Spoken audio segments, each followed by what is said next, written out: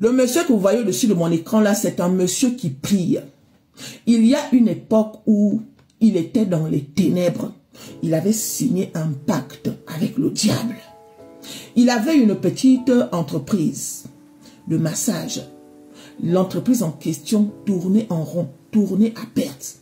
Il a commencé à se poser des questions de savoir qu'est-ce que je dois faire, pourquoi mon entreprise ne prend pas. Et pourtant, Dieu seul sait que le travail que je fais là, c'est un travail que j'aime, c'est un travail bien. Mais chérie, du jour au lendemain, il a croisé un envoyé du diable. Cette personne-là lui a dit que tu ne peux pas avoir ce genre d'entreprise en étant simple. La majorité des gens qui brillent là, la majorité des gens qui sont en haut là-bas, ils ne sont pas simples. Il faut aller quelque part, aller faire quelque chose, un genre. Il a suivi la personne en question parce que lui, il voulait percer, il voulait réussir, il voulait régner. Mais chérie, il est parti avec la personne.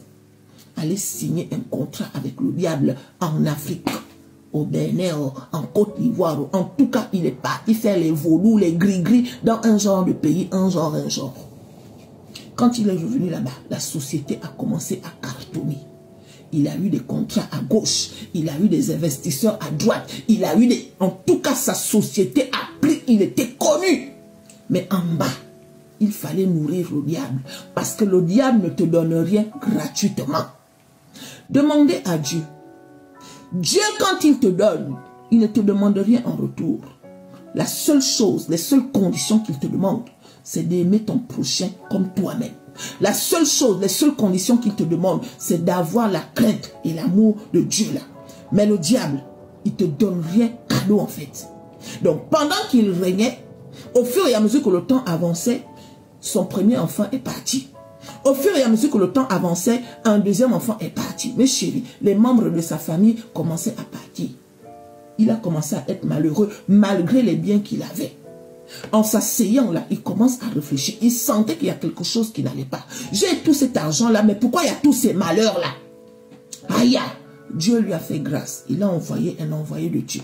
Parce que Dieu met souvent des anges sur ton chemin. Quand tu es appelé à aller dans le bon chemin.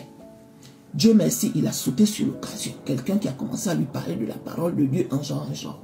Et c'est comme ça qu'il a tout abandonné, tout laissé. On a dit que tu dois tout abandonner.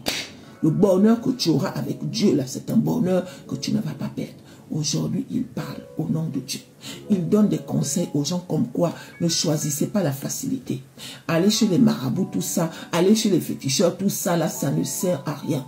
Demandez à Dieu, parce que Dieu même, c'est le marabout des marabouts. Dieu, c'est le féticheur des féticheurs. Le bonheur que Dieu te donne, c'est un bonheur infini. Quand Dieu t'a donné, la personne ne peut prendre. Il y a une catégorie de personnes, là, quel que soit ce que vous allez dire, ils savent sur quoi ils sont assis.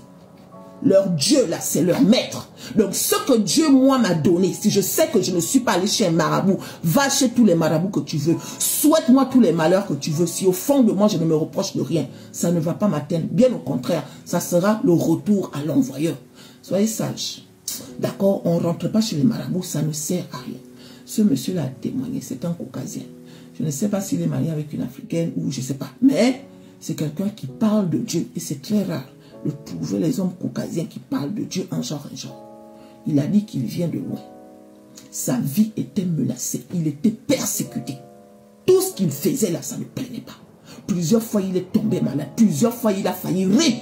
Mais il avait Dieu, il a gardé la foi. Et aujourd'hui, il témoigne en son nom comme quoi Dieu est vivant, Dieu existe. On peut être un bon témoigneur comme ça. Mes chéris, on peut être un bon témoigneur comme ça.